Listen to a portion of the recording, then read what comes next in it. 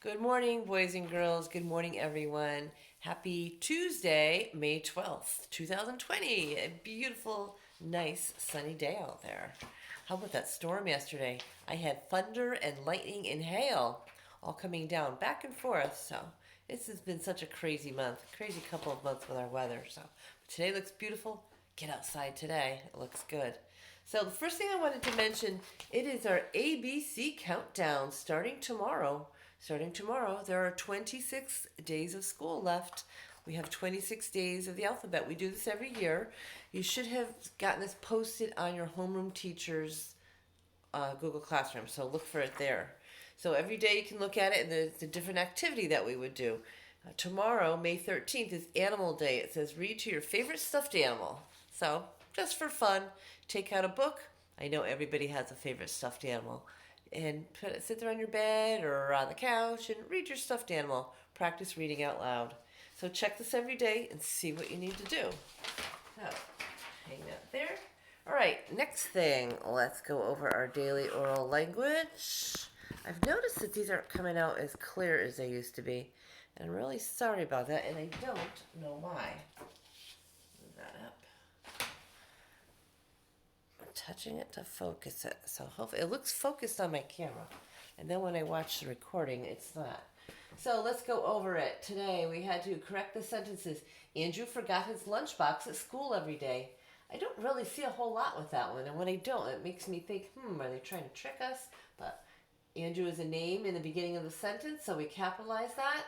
And there's no punctuation at the end. So Andrew forgot his lunchbox at school every day.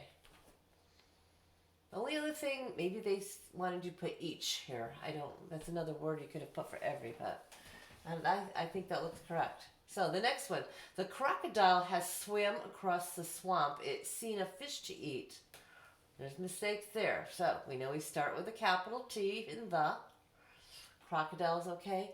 The crocodile swam. We don't use the word has, so we just cross that off. The crocodile swam across the swamp because it seen a fish to eat. Not seen, cross that off and write saw. Because it saw a fish to eat, period. Okay? So the correct sentence would be, the crocodile swam across the swamp because it saw a fish to eat. Number 3, which word is not spelled correctly? That would be dollar. That should be D-O-L-L-A-R. And I wanted to talk about this word pray. That's not pray with your hands. This is pray like animal finds prey, something to eat. So dollar was spelled incorrectly. And is this from the past, the present, or the future? The Smithsons will pay their babysitter $3 an hour. I see the word will pay. That tells me it didn't happen yet. So they will pay is in the future. And Mrs. McFadden brought cookies for her class. I looked at the word brought. Brought tells me that it happened already, so that would be past. So that's today's or yesterday's. I hope you're making corrections. Make your corrections on your paper and rewrite the sentence on the bottom. Today's that you're going to check over, is this singular or plural? Is it one or more than one? Keys, family. Don't be tricked by this one. Is it one key or two keys? Is it one family or two? So you're going to write singular or plural here. This is a tricky one. I read this over and over trying to figure out what they wanted. Give a common noun for the proper noun. The Boxcar Children. The Boxcar Children is the title of a book. It's a chapter book. I don't know if any of you read any of those. I don't have you guys for reading. But the Boxcar Children. A common noun would be school. A proper noun would be Elizabeth Shelton School, like a title. So what is this is what you're going to put here. Right? Correct these sentences. My favorite magazine, Teen Beat, comes on Thursdays. This is the name of a magazine. And the power will be out from 6 o'clock until 8:30. So there's several things you need to fix on those. Right? So that's today's daily oral language. Please go over that. Let's see what's next. All right, let's go over over yesterday's. You guys did a really good job on this. I know this might have seemed easy. I figured I'd give you a break sometimes with things. I'm doing this because when we do our writing, there's a lot of little things, and our lesson today is going to be on this. There's a lot of little things that you guys need to like just check on to enhance your writing to make it better. And so using a better adjective will help your writing pieces. So you had to pick we had the adjective, the comparative one, the one that you're comparing to this one, or superlative. Superlative means the best. So all of these ended in ER. So you probably picked up on that pattern. Younger, sooner, later, quicker, slower. And these, the superlative, means the most of something. They all end in EST. Youngest, soonest, latest, quickest, slowest.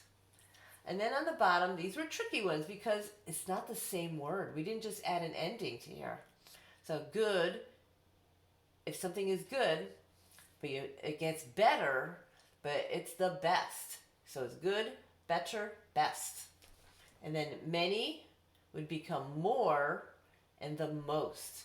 Some of you may have had to switch some of these around, but this is how it should be. Good, better, best, many, more, most. So good job on that, everybody. And again, please save all these. Just stick them in your folder. Put them in the back of your folder. And that way, if I have you refer to them, when you're doing your writing, it's good to have those papers that you can look back. So, today, let me see here. Today we're going to be learning about onomatopoeia. Can you say that word? Onomatopoeia. Say it again with me. Onomatopoeia. Now you say it quickly, it's onomatopoeia. That's a new tricky word. And it's even trickier to spell. Got a little bit of Greek stuff going down here with some extra vowels. So you won't have to really write this word, but I want you to know what it is. An onomatopoeia are words that we use in our writing to, like I said, enhance our writing and make things sound better. They're sound words, like the words crash. So you could be writing a story about something that involves a car and or playing baseball. And kids are playing baseball out in the yard. And all of a sudden, the boy smacked the ball toward the house and he heard a crash. He went through the window.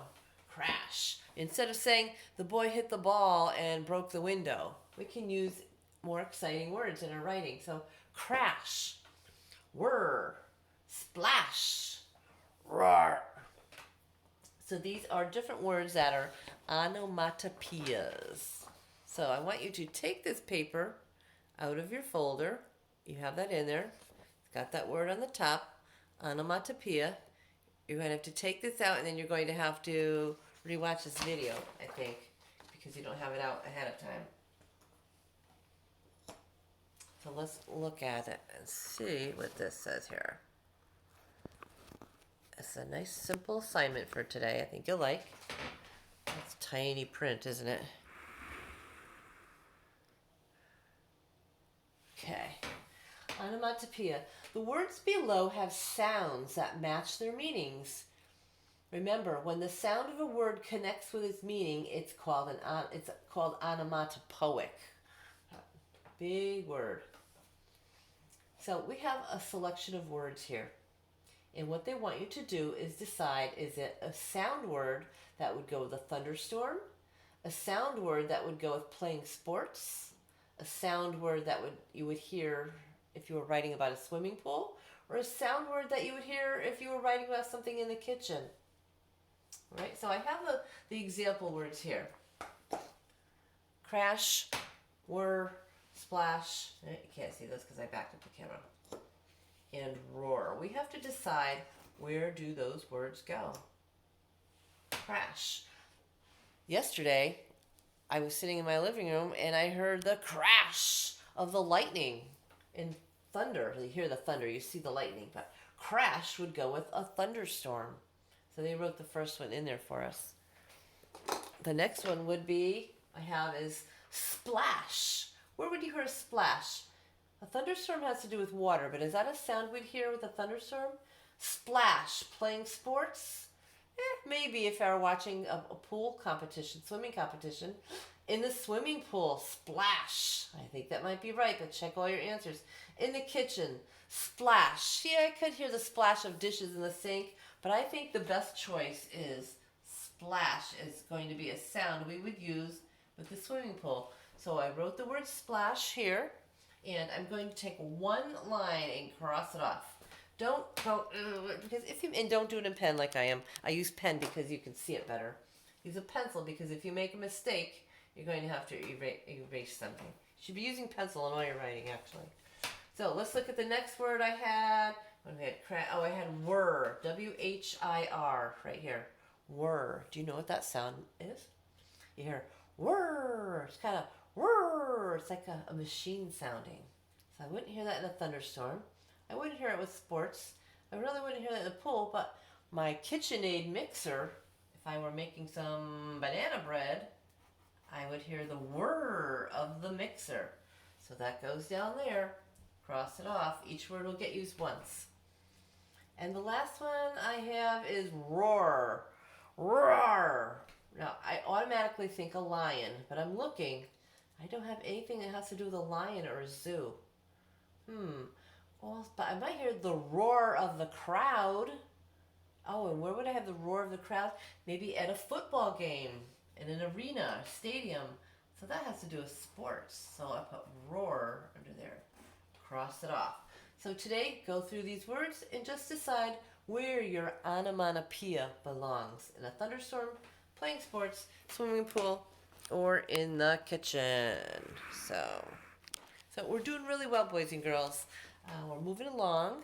And that's what you need to do today. So you need to make any corrections on Monday, do your Tuesday, and do your onomatopoeia sheet. Okay? All right. Bye-bye.